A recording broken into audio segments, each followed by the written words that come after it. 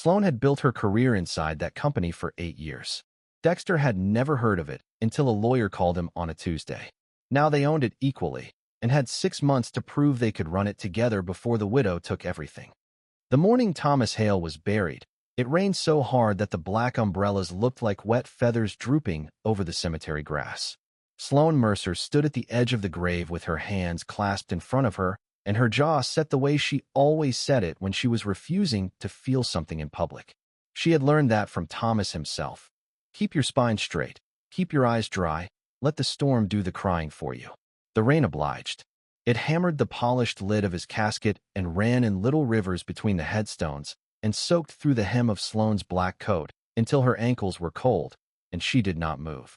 She had been standing exactly 3 feet from Thomas Gale's side for 10 years. She supposed she could manage 3 more minutes at his grave. Miriam Gale stood on the opposite side of the plot beneath a wide umbrella that her assistant held for her. She was wearing a black dress that fit the way expensive black dresses always fit, like it had been designed specifically to make grief look elegant. She was 48 and looked 38, which Sloan had always found irritating in the particular way that irrational things are irritating, because it wasn't Miriam's fault that money agreed with her. They had never been warm with each other. Thomas had kept the 2 women in separate orbits with the practiced ease of a man who understood that some planets, if brought too close together, would simply destroy each other. Now his gravity was gone, and Sloan could feel the pull of collision already. Miriam looked across the grave, and their eyes met briefly. Miriam gave a small, composed nod. Sloan nodded back. The funeral director said something low and final, and the casket began its slow descent, and somewhere behind the line of mourners a woman made a sound that was almost a sob but strangled itself before it could become one. Sloan thought about the last time she had seen Thomas alive. He had been sitting in his office chair, her office chair now, technically, since he had stopped coming in 6 months ago when the diagnosis worsened, and he had been looking at a photograph on the wall. It was an aerial shot of the Gale agri-tech campus. The sprawling greenhouse complexes, the research towers, the test fields that turned green in rows so precise they looked drawn with a ruler. He had built all of it from a grain cooperative, and a loan he'd had no business taking out. She had watched him build it. She had handed him the tools. "I need to tell you something," he had said, still looking at the photograph. "Tell me. There are things about my personal life I kept from you." He finally turned, and his eyes were tired in a way that had nothing to do with illness. "I didn't keep them from you to be dishonest. I kept them from you because I didn't know how to carry them out loud." She had pulled up a chair and sat with him for 3 hours that afternoon. When she left, she thought she understood the shape of what he had told her. She understood it much better 2 weeks after the funeral, sitting in a lawyer's office on a leather chair that was slightly too low for the conference table, when a man named Dexter Gale walked in. He was late. That was the first thing. He came through the door of Whitmore and Associates at 11 minutes past 10, wearing a jacket that had been pressed for the occasion, but was still obviously a jacket that lived in the back of a closet most of the time. He was tall, with the kind of build that comes from actual physical work rather than a gym, wide through the shoulders, with hands that looked like they had been introduced to engine grease before they'd been introduced to much else. His jaw was unshaved in a way that was either deliberate or the result of a morning that had not cooperated. He scanned the room when he walked in, and for just a moment, before the professional mask came down, his expression was the expression of a man walking into a place that was not his kind of place and knowing it. Their eyes met across the conference table, and Sloan felt absolutely nothing, because she did not yet know who he was. "Mr. Gale," said the attorney, Gerald Whitmore, rising slightly. "Thank you for coming." The man, Dexter, pulled out the chair across from Sloan and sat down. He glanced at Whitmore, then at Miriam, who was seated at the head of the table and had not looked up from the water glass she was turning slowly in her fingers. Then he looked at Sloan again. "I wasn't sure I should," he said. "Mr. Gale, this is Sloan Mercer, Chief Operating Officer of Gale agri-tech." Whitmore gestured across the table. "And of course you know Mrs. Gale." "I don't actually," Dexter said. "We've never met." Miriam looked up. Her expression was perfectly controlled. "No," she agreed. "We haven't." Whitmore cleared his throat and opened the folder in front of him. Sloan had already read the will. Thomas had sent her a copy, because that was the kind of man he had been, He had wanted her to have time to process it privately before she had to process it in a room full of people. She had read it 4 times over 2 days, and she had still not entirely believed it. Hearing Whitmore read the relevant clauses aloud did not help. Thomas Raymond Hale, the document said, left 50% of the voting shares of Hale Agri-Tech and its subsidiary operations to Sloan Catherine Mercer in recognition of her decade of service, partnership, and stewardship of the company he considered the work of his life. The other 50% went to Dexter James Hale, his son. The word son sat in the room like something dropped. Miriam's water glass stopped turning. Sloan looked at Dexter. He was looking at the table with an expression she couldn't quite read. Not triumph, not embarrassment, something more complicated than either. His jaw was tight. The condition, Whitmore continued, is as follows. Both parties must serve as co-executives of the company in an operational capacity for a period of no less than 6 months from the date of this reading.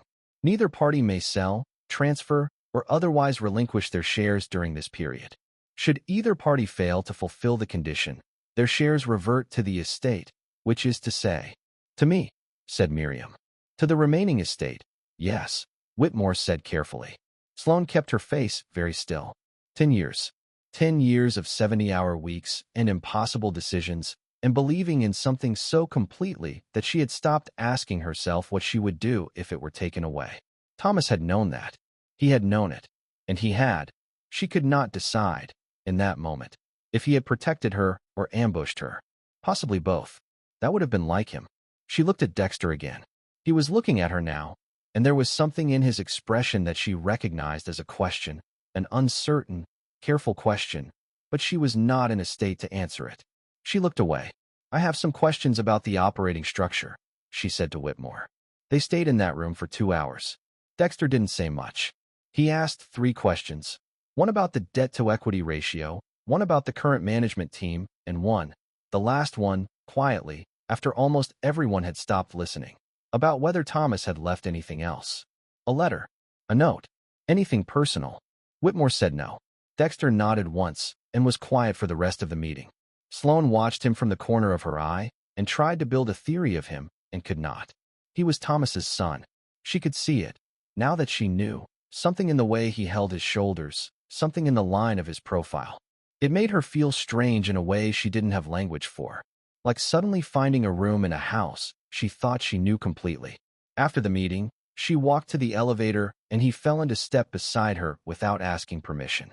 She pressed the button for the lobby and said nothing. I know what you're thinking, he said. I doubt that. You're thinking I'm here for the money. She looked at the elevator doors. I'm thinking I don't know anything about you. And tomorrow morning you're going to be sitting in a co-executive role at a company with 400 employees and a $200 million annual operation. And I built that company, and I don't know if you know what agri-tech even means. I know what it means. Good. Then you also know that the next 6 months are going to be the most critical period in the company's recent history because we're mid-negotiation on 3 major supplier contracts, and we just started a capital raise, and I don't have time. She stopped. For me, he said. For distractions. The elevator opened. She stepped in. He stepped in after her. I didn't ask for this, he said, when the doors closed. His voice was even, but there was something under it. I didn't know he existed until 4 months ago. I didn't know any of this existed. I had a life. I have a life. A garage in Whitfield with 2 employees and a lease I'm 3 months behind on. I'm not your enemy here. She looked at him. He met her gaze without flinching, and she noticed that his eyes were a particular shade of dark brown that caught light differently, depending on the angle, and she put that observation in a box and closed the lid on it. Monday morning, she said. 8 o'clock. Don't be late. He was not late on Monday. He was, in fact, there when she arrived at 7:45, standing in the lobby with a coffee cup and looking at the framed aerial photograph of the campus that hung across from the reception desk, the same one that had been in Thomas's office, the one she had ordered duplicated and installed here after the funeral. He was studying it the way you study something you're trying to understand, not just see. She stopped beside him. The Northeast greenhouse is the newest, she said. 3 years old. We grow modified, drought-resistant sorghum in there. Thomas wanted to name it something, but I talked him out of it because naming a greenhouse is, she shook her head. Dorky, Dexter said. I was going to say premature. We're still testing yield consistency. Right. He turned from the photograph. He'd traded the bad jacket for a better one, and he'd shaved, and he looked less like a man walking into the wrong place, and more like a man who had decided he was going to be in the right place even if it killed him. Where do I sit? She had debated this. The practical answer, the obvious answer, the answer that made organizational sense, was that the co-executive of the company should sit in the executive suite. There was a second office off the main corridor. Thomas had used it as a storage room for the last 4 years, but before that it had been a proper office with a view of the East Fields. She had cleaned it out over the weekend. She had done it herself, not delegating it, because it felt like a decision that should be made by hand. "Come with me," she said. The office next to hers was small by executive standards, but not uncomfortable. She had put a decent desk in there, and a chair that actually fit a person, and she had made sure the window faced east so that in the morning the fields were visible, the real fields, the ones that were the whole point of everything they did here. He stood in the doorway and looked around. "It's good," he said. "The shared wall is thin," she said. "I'll hear your calls, and you'll hear mine. I'd appreciate discretion about anything sensitive you overhear." "Same. The management team meeting is at 9. I'll introduce you. You should know that 2 of the team members have been here longer than I have, and they were close to Thomas, and this." She gestured vaguely at the situation. "This is going to be a shock. I can handle shocks." She believed him, actually. She wasn't sure why. "Good," she said. "Coffee machine is at the end of the hall. It's temperamental. If it doesn't work, hit it twice on the left side." He looked at her for a moment with an expression that she was starting to recognize, slightly amused, slightly surprised, as if she kept being slightly different from what he expected. She wasn't sure how to feel about being predictably unpredictable to someone she'd just met. She went to her office and closed the door. The management team meeting was, as she had predicted, a shock.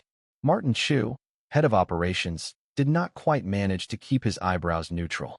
Dana Pierce, chief financial officer, asked 3 questions in rapid succession that were really one question in 3 costumes. Can we trust him? Sloan answered them all the same way. He is 50% of this company by Thomas's choice, and Thomas didn't make choices carelessly, and we are going to move forward. Dexter sat through it with his hands on the table and his expression steady. He didn't oversell himself. He didn't undersell himself either. When Martin asked directly, "What's your background?" he told the truth. 16 years as a mechanic, the last 6 running his own shop, specializing in agricultural equipment repair, which meant he actually knew the machines that Hale agri-tech's clients ran in the field, even if he didn't know the business of selling them. Martin's eyebrows made a different shape at that, a more interested shape. Dana was harder to read, but she didn't ask any more questions, which Sloan had learned to interpret as a grudging provisional acceptance. After the meeting, Sloan went back to her office and stared at the quarterly projections and tried to feel something other than the strange vertigo of the last 2 weeks. Her phone buzzed. "Miriam, I wanted to check in," Miriam said. Her voice was warm and measured and gave nothing away. "I know this first week must be overwhelming. For both of you. We're managing. I'm sure you are. You always do. Sloan, you're extraordinary." A pause. "I just want you to know that if you have concerns about the situation, about him, you can come to me. I was Thomas's wife for 16 years.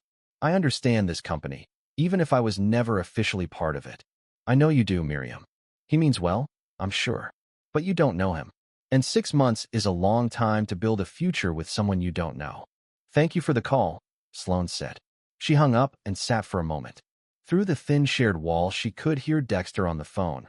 Low, careful, the specific, even tone of someone choosing their words. And she could not make out what he was saying, and she told herself that was fine. The crisis came at the end of week 3, and it came fast. A nitrogen storage tank at the North Agricultural Complex had developed a slow seam leak, undetected for a week because the monitoring system had a sensor failure that hadn't flagged properly. The leak itself was not dangerous. It was a gradual pressure loss rather than a rupture, but the backup supply chain for nitrogen was complicated. The supplier contracts were mid-renegotiation, and if they couldn't get emergency resupply within 72 hours, the winter wheat project in Greenhouse 7 was going to lose its entire controlled atmosphere cycle, which was 3 months of work and $400,000. Sloan found out at 6 in the morning. She was in the office by 6:30. Dexter arrived at 6:45, which told her he had received the same alert and had driven in immediately, which told her something else she filed away without labeling. "Talk to me about the supplier situation," he said, appearing in her doorway with his jacket still unbuttoned. "Our primary nitrogen supplier is PharmChem. We've been in contract renewal talks for 8 weeks. The relationship is strained because we asked for a price reduction and they pushed back, and it got slightly adversarial. If I call them now in emergency mode, they're going to quote us emergency rates that will be brutal, and they're going to know our position going into the final contract negotiation." "Who's your secondary supplier?" "Agri-tech, out of Milford. We had a falling out with them 2 years ago over a delivery failure. They're technically available, but the relationship is cold." "Is the delivery failure their fault or ours?" She hesitated. "Ours. Administratively. A miscommunication about a modified delivery window that we handled badly. So they have legitimate grievance, and we have legitimate need." He was quiet for a moment. That particular quality of quiet that she was learning meant he was thinking hard. "Do you have a contact there?" "General sales. Not warm." "I have a contact there," he said. "I repaired their loading equipment twice. Ed Granitek Jr. The son, he runs operations. I did his combine harvester in March. He was very happy about it. I have his cell number." She looked at him. "You repaired equipment for our secondary nitrogen supplier." "I repair equipment for a lot of people. Agricultural district isn't that big." He pulled out his phone. "Let me make the call. You handle PharmChem, not for emergency supply, for a goodwill check-in. Keep the relationship warm without showing weakness. I'll get us the nitrogen." She thought about it for approximately 4 seconds, which was 3 seconds longer than she usually gave herself. "Okay," she said. He got them the nitrogen. He was on the phone with Ed Granitek Jr. for 11 minutes, and she could hear parts of it through the wall. Easy, direct, not over-promising, not begging. Just a man talking to another man who happened to have something he needed, making it feel like a mutual solution rather than an emergency request. The delivery was confirmed by 7:45. Premium rate, but fair, and with a note about reconsidering a formal supply agreement. She told him it was good work. "You kept PharmChem from panicking," he said. "That was better work. If they'd found out about the leak before we had an alternative supply, they'd have come in high and hard. I've been managing supplier relationships for 10 years. I know." He paused. "I've been watching." She wasn't sure what to say to that. She went back to her office. Through the wall, she could hear him talking to Martin Chu about the sensor failure, asking specific technical questions about the monitoring system's architecture that made Martin's voice go from guarded to engaged in the span of about 3 exchanges. She sat at her desk and pressed her fingertips against her closed eyes and tried to figure out why her chest felt strange. The week after the nitrogen crisis, Dana Pierce came to Sloan's office and sat down across the desk with the look she wore when she had something to say that she was going to say carefully. "He's smart," Dana said. "I know. I didn't expect that. Or I expected a different kind of smart. I expected resourceful," Sloan said. "Street smart. Good with people. I expected that too. He understands the financials," Dana said. "I went over the capital raise deck with him yesterday. He asked about the debt covenant thresholds in a way that told me he'd been reading financial statements on his own time. People are more than their starting position, Dana." Dana gave her a look. "Are you telling me that or reminding yourself?" Sloan said nothing. "He asked about you," Dana said. "Not in a strange way. He asked how long you'd been here, what your background was, whether you were happy." Dana stood up. "I thought you should know." After Dana left, Sloan sat very still for a while. Outside her window, the east fields were silver and brown in the autumn light, the winter wheat showing as thin green lines between the furrows. She had looked at those fields almost every day for 10 years, and she had never once thought about whether she was happy. Happy had never seemed like a relevant metric. The work was the work. The work was good. That was enough. She got up and knocked on the thin shared wall. After a moment, his voice. "Yeah. Do you want to see the greenhouse?" A pause. "Now. Unless you're busy." He appeared in her doorway 30 seconds later with his jacket on and something approaching cautious interest in his expression. She led him out through the glass corridor that connected the main building to the greenhouse complex. And when she pushed open the door to Greenhouse 7, the warm, humid air hit them both, and she heard him breathe in. That particular intake of breath that happens when a place is bigger or greener or more alive than you prepared for. The greenhouse was vast and warm and smelled like earth and growth and the specific mineral sweetness of hydroponic solution. The winter wheat grew in long, regulated rows under specialized lighting that mimicked the optimal spectrum for growth. Not sunlight exactly, but a careful argument for sunlight, the thing you say to a plant when you want it to believe in spring. This is what the nitrogen crisis was about, he asked. 4 months of work. If we'd lost the atmospheric cycle, we'd have lost the whole cohort. He walked slowly between the rows, looking at things with the focused attention of a man who has spent his life understanding how machines work and has now been introduced to a different kind of machine. How long does a cycle take? This strain, about 90 days.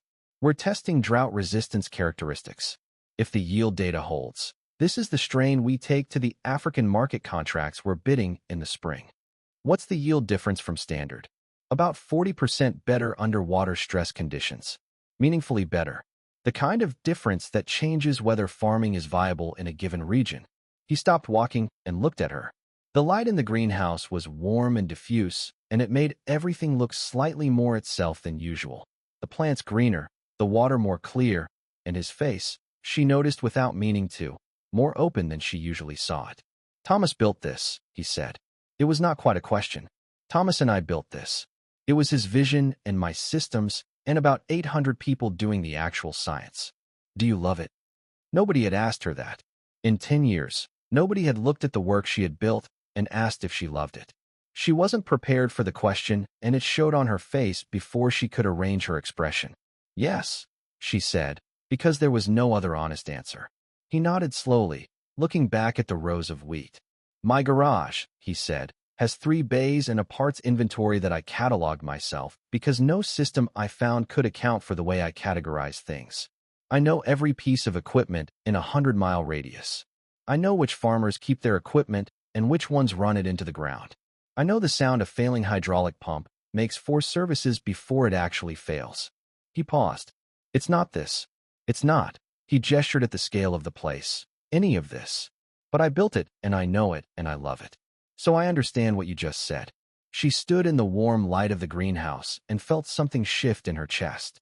Not dramatically, quietly, the way things shift when you stop pushing against them. Come on, she said. I'll show you the research wing. They spent 3 hours in the greenhouse complex. She didn't plan to.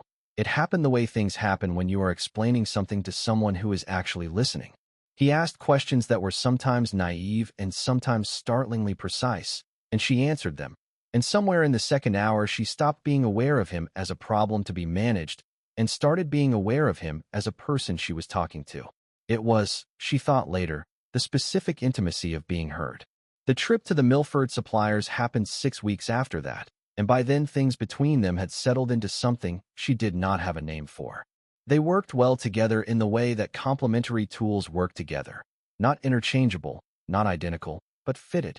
She made decisions by building models. He made decisions by reading situations. She thought in systems, he thought in people.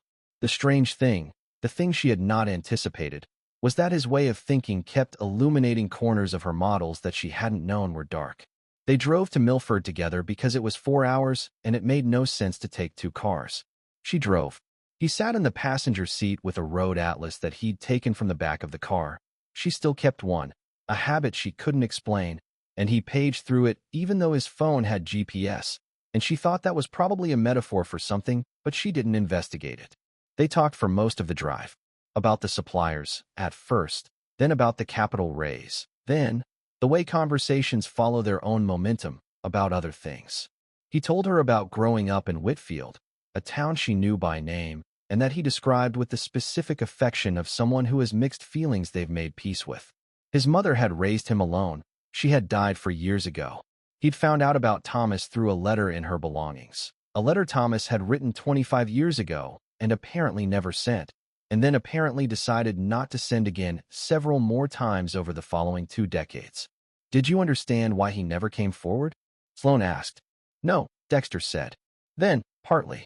He had a life that didn't have space for what I represented. I don't mean that bitterly. I mean it factually. He made choices. I made different choices. That's the shape of it. He thought about you, she said. I know that for a fact. He mentioned you. Not by name. I didn't know who he meant until. He mentioned that there was something he'd handled wrong that he didn't know how to handle right. Dexter was quiet for a while. Outside the window, the autumn fields moved past, brown and gold and wide. Did he say anything else? He said he thought you were probably the best of him. The silence that followed was the kind that has weight. She didn't try to fill it. He turned to look at the fields, and she drove, and the road went on. The supplier meetings went well. Better than well, because Dexter with people he'd done business with before was something she had not seen in full force. Easy and direct and funny. The particular warmth of someone who knows a lot of people and remembers all of them and makes them feel like being remembered. She watched him work a room of agricultural suppliers and thought, this is what Thomas saw. Whatever Thomas saw when he was building his company from the ground up, this is the quality he recognized, and this is what he wanted to bring into the next generation of the thing he built. The drive back was quieter. It was dark by the time they got on the highway, and she was tired in a productive way, the fatigue of a good day's work, and the car was warm. He fell asleep somewhere around the 2-hour mark. She could tell because he stopped shifting in his seat and his breathing changed, and the road atlas slid from his lap to the floor, and she didn't say anything.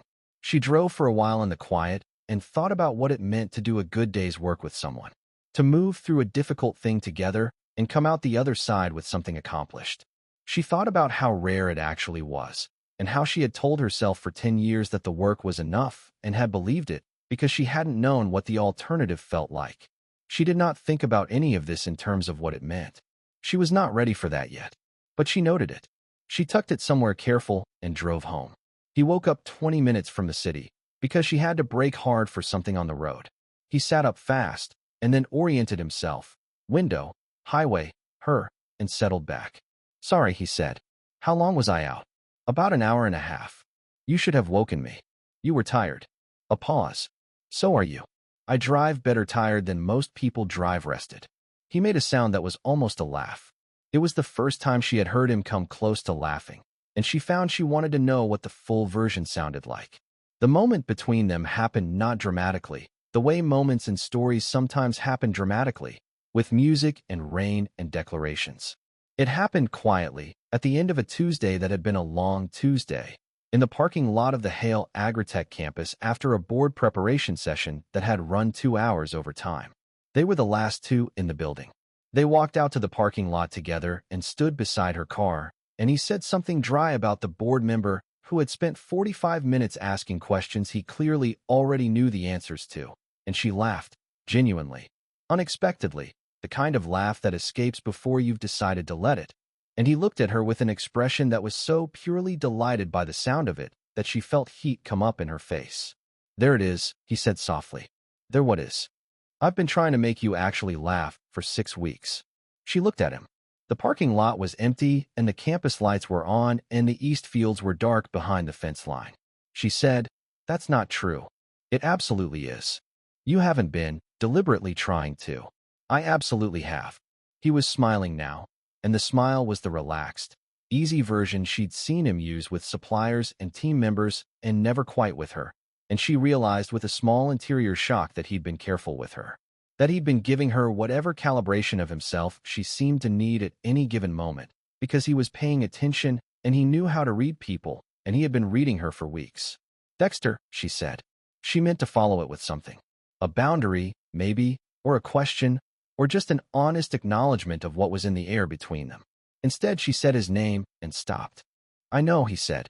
He was close enough that she could see the specific dark brown of his eyes and the way the campus lights caught them. I know it's complicated.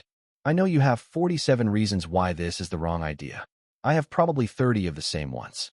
But I also know that you looked at me today during the board prep like you were glad I was in the room, and I don't think you've let yourself be glad about something in a while, and I'd really like it if you'd let yourself be glad about this. She looked at him for a long moment. She thought about the 47 reasons. She thought about Thomas and the greenhouse and what it means to build something with someone who is paying attention. She thought about the question she'd never been asked before. Are you happy? I'm not ready to, she began. I know, he said again. That's okay. He leaned forward and pressed a careful, deliberate kiss to her cheek, close to the corner of her mouth. It was there and gone in a second. Then he stepped back. Good night, Sloan. She stood in the parking lot for a moment after he drove away and felt her own pulse in her fingertips and thought, well, that's that then. It took them another 10 days to stop being careful about it. On a Friday evening when the office was empty, she brought him a coffee he hadn't asked for, and he looked up from the supplier agreement he was reviewing and said, "Thank you." And when she turned to leave, he caught her hand. Not dramatically, just his hand, her hand, a question asked without words. She turned back. She answered without words. When he kissed her, it was nothing like the parking lot. It was full and warm and had 6 weeks of careful patience in it. The specific release of two people who have been circling something and have finally decided to land. They told no one at the company. It seemed like the right call. The organization was still adjusting to the new structure, and adding the information that the two co-executives were also something else felt like it would complicate an already complicated situation. But Dana Pierce, who had been watching people for 30 years, gave Sloan a look the following Monday morning that said she had already worked it out, and Sloan gave her a look back that said she was not currently confirming or denying, and they both returned to work. What Sloan did not know, what neither of them knew, was that they were already being watched by someone who had an extremely vested interest in the outcome. Miriam Hale had not survived 16 years of marriage to a complicated man by being unobservant. She had also not navigated the aftermath of that marriage, including the discovery of the illegitimate son, by being passive. She had a lawyer, a good one, expensive, which was fine because she had money, and she had, 2 weeks after the will reading, hired a private investigator named Garrett, who was thorough and discreet and had very good sources. By week 8 of the 6-month period, Garrett had delivered a report. The report contained 2 significant items.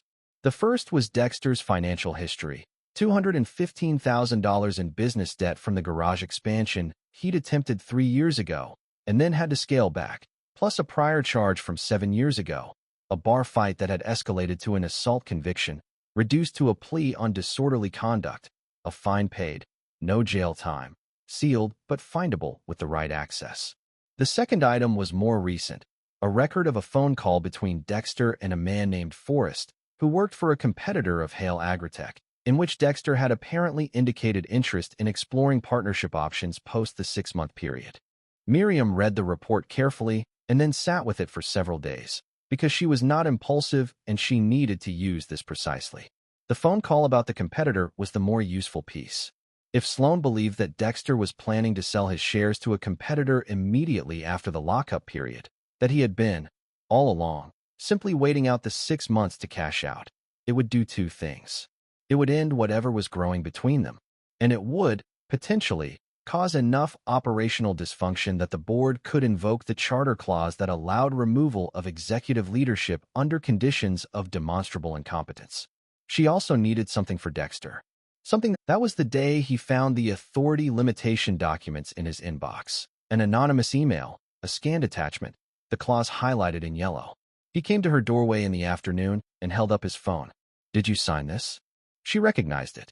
The cold feeling that moved through her was not about the document. She had forgotten it existed, but she had signed it, and it had been, at the time, a reasonable thing to sign. The cold feeling was about the timing, about the particular choreography of the last 12 hours. "I signed it in the first week," she said, "before I knew you. It was a protective measure. Does it still apply?" "No. The board superseded it in the formal minutes from week 3. "Then why is it in my inbox anonymously on the same day you received that document?" She looked at him. He looked at her. They were both arriving, from different directions, at the same destination.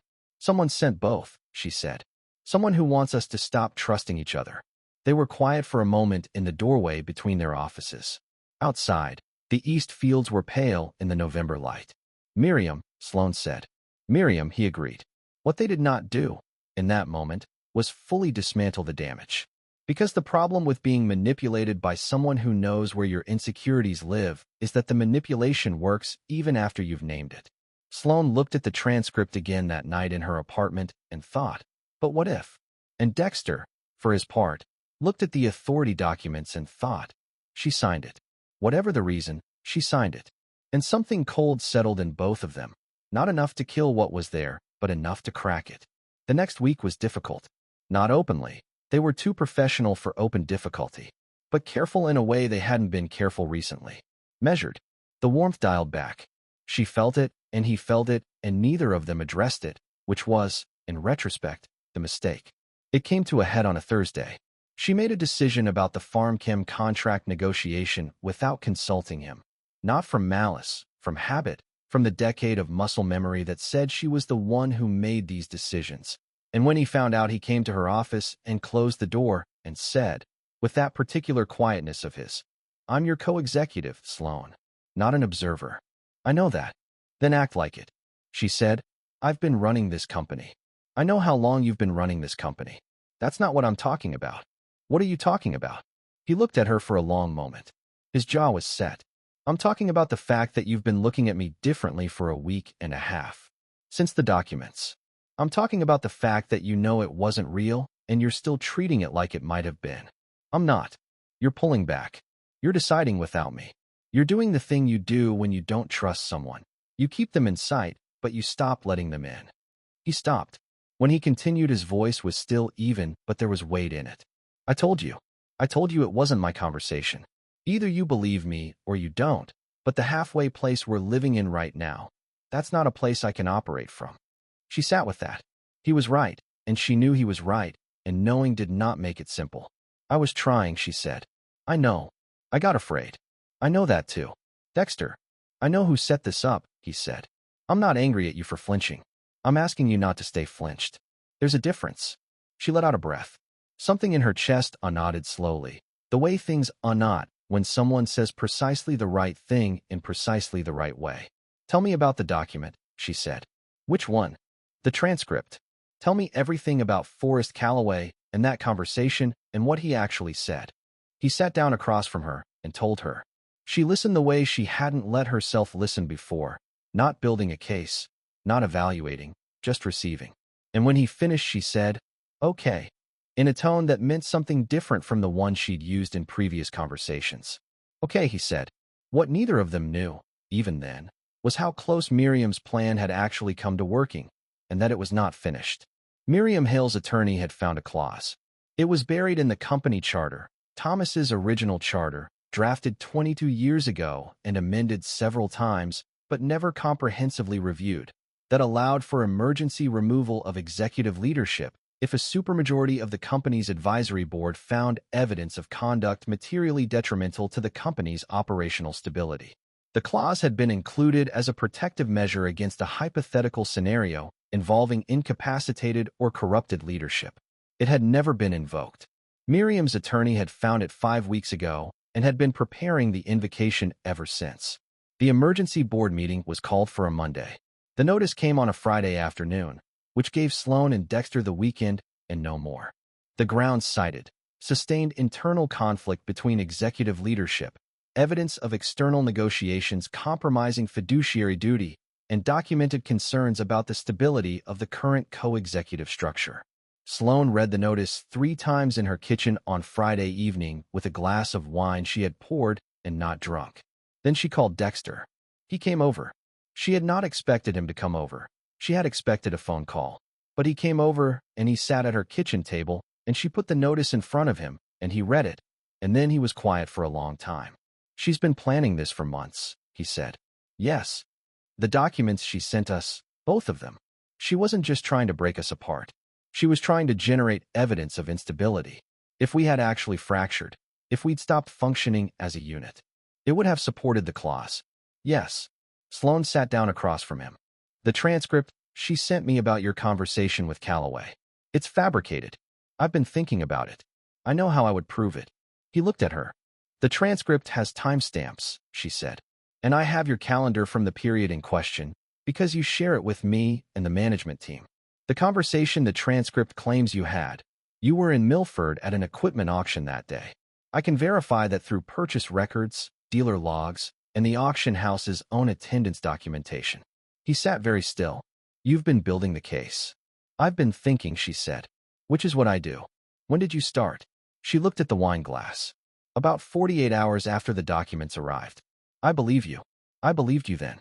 I was slow to act on it. But I was building it." He reached across the table and took her hand. His thumb moved across her knuckles once, slowly. "What do we do?" "We go to the board meeting," she said. "And we go together." The advisory board of Hale Agri-Tech met on Monday morning in the main conference room. There were 7 members. Three of them had been on the board since Thomas's early days. One of those three was Martin Chu, who had known Thomas for 30 years and who looked, when Sloan and Dexter walked in together, like a man who was going to need his opinion confirmed before he made any decisions. The other four were various degrees of neutral professional. Miriam arrived with her attorney and sat at the far end of the table with the composure of a woman who believes she has already won. Sloan had prepared a presentation. It took 20 minutes. It covered the operational history of the past 6 months, the nitrogen crisis, the supplier negotiations, the capital raise progress, the contract wins, the projections, and it covered the trajectory of a company that was, by every measurable metric, in a better position than it had been 6 months ago. Then it covered the document sent to her office. She had the timestamp analysis. She had the Milford auction records. She had, because Dexter had thought of it, the dealer's signature on the equipment purchase Dexter had made that day, timestamped, geolocated. She had a communication from Forrest Calloway himself, obtained after Dexter had called him directly on Saturday morning and explained the situation, in which Calloway confirmed the nature of their single meeting and stated clearly that no conversation matching the transcript had occurred. She put all of it in front of the board, piece by piece, without drama. Then Dexter spoke. He didn't have a prepared presentation. He spoke the way he always spoke when something actually mattered, directly, without managing it, looking at the people he was talking to rather than notes or a screen. He talked about what Thomas had told him and what he'd understood from it and why he'd come. He talked about what he hadn't understood and what 6 months had taught him. He talked about Sloan, not romantically, not in a way that was inappropriate for the context, but plainly. She is the reason this company is what it is, and I am here to help her keep it that way. And anyone who tells you differently has a different agenda than this company's health. Martin Chu's expression had changed about 3/4 of the way through. One of the neutral professional board members was taking notes. Miriam's attorney was speaking quietly to Miriam.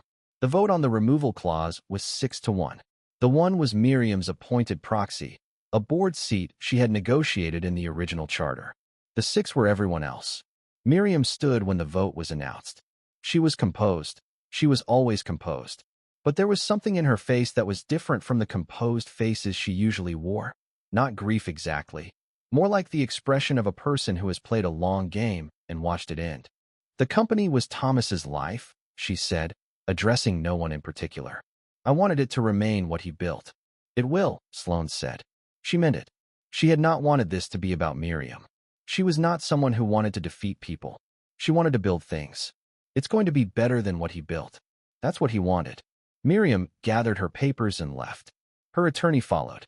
The room was quiet for a moment, and then Martin Chu said, well, and then he looked at Sloan and Dexter and said, I want to hear about the spring contracts. And the board meeting turned, as board meetings should, to the work. What happened after was not a conclusion so much as a beginning, which is the honest shape of most endings that are actually good.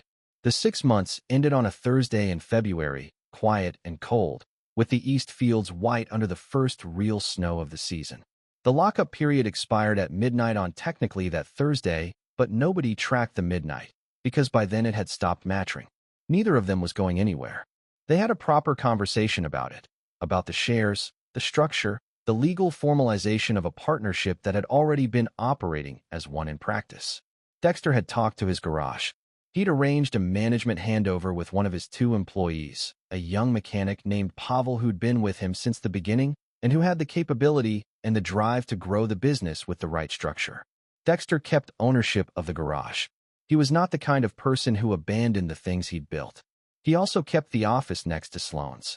What changed was that the wall between the offices, the thin shared wall through which they had heard each other for 6 months, got a door.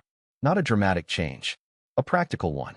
When Martin Chu noticed it on a Tuesday morning and said nothing but raised an eyebrow, Sloan said, calmly, operational efficiency, and Martin said, obviously, and went back to his office. Dana Pierce said, at the end of a quarterly review, I'm glad. Just that. Sloan said, thank you, Dana. It was enough. The harder thing was the question of Thomas. It was not a simple question. It never would be a simple question. He was the man who had built everything they were now stewards of. And he was the man who had made choices that left a child growing up without him. And he was the man who had seen something in both of them and decided to make them find each other. Those things were all true simultaneously and could not be resolved into a single feeling. Dexter had a picture of Thomas that he'd found online, a photograph from a trade publication, Thomas at some industry event, looking comfortable and serious, and wearing the particular expression of a man who knows exactly what he's doing. Dexter kept it in his desk, not prominently displayed, not hidden, just there. One evening when they were the last ones in the building, a habit they had fallen into naturally, the last ones always, she saw him looking at it and sat on the edge of his desk and looked at it with him. "What do you miss?" he asked. "When you think about him?" She thought about it honestly. "His certainty," she said. He had this quality of being certain about the things that mattered. Not arrogant about it. Just settled. Like he'd already done the hard work of deciding what was important. "He wrote me a letter I found in my mother's things," Dexter said. "Never sent. He wrote it when she was pregnant. He said, I won't get the exact words. He said he hoped whatever his son became, he'd become it on his own terms, not his father's. He said he thought that was probably better. I didn't know what to do with that for a long time. What do you do with it now?" Dexter looked at the picture. "I think he was right," he said. "I think I'm on my own terms. And I think ending up here, like this, he'd find it more satisfying than if he'd planned it. Because he didn't plan it. He just set the conditions and let the rest be what it was." She thought about Thomas in his office chair, looking at the aerial photograph of the campus he'd built. And then she thought about that photograph now, hanging in the lobby, and the two of them standing in front of it on the first morning before they knew anything. The conditions he'd set. The rest that it was. "He loved you," she said. She wasn't sure she'd meant to say it out loud, but she had, and it was true, and Dexter deserved to hear it. He didn't know how to act on it. But it was there. "I saw it." Dexter was quiet for a moment. He put the photograph back in the desk drawer, carefully. "I know," he said. "I've made peace with the shape of it." She put her hand over his on the desk. He turned his hand over and held hers. Outside the window, the east fields were dark, the winter wheat under the snow gathering itself for spring. In 3 months, the greenhouse cohort would be ready, the modified sorghum, the drought-resistant strain that was going to change the calculus for the African market contracts. In 6 months, they'd be reviewing the first full year's data from the new partnership structure. There was work ahead, specific and demanding and real, the kind of work that earns sleep. "Let's go home," she said. "Yeah," he said. "Let's go home." They turned off the lights in the executive suite, hers first, then his, and they walked out through the glass corridor and past the lobby photograph and out into the cold February night. And the campus lights were on, and the fields were quiet, and the greenhouse lights glowed warmly through the fog, tending to something that would be ready in spring. Thomas Gale had built a company and a legacy and a set of careful conditions. What grew from them was not what he'd planned. It was better, it was alive and ongoing and entirely its own, as things tend to be when they are made by people who are paying attention, as things tend to be when the people who build them trust each other enough to let the building be real.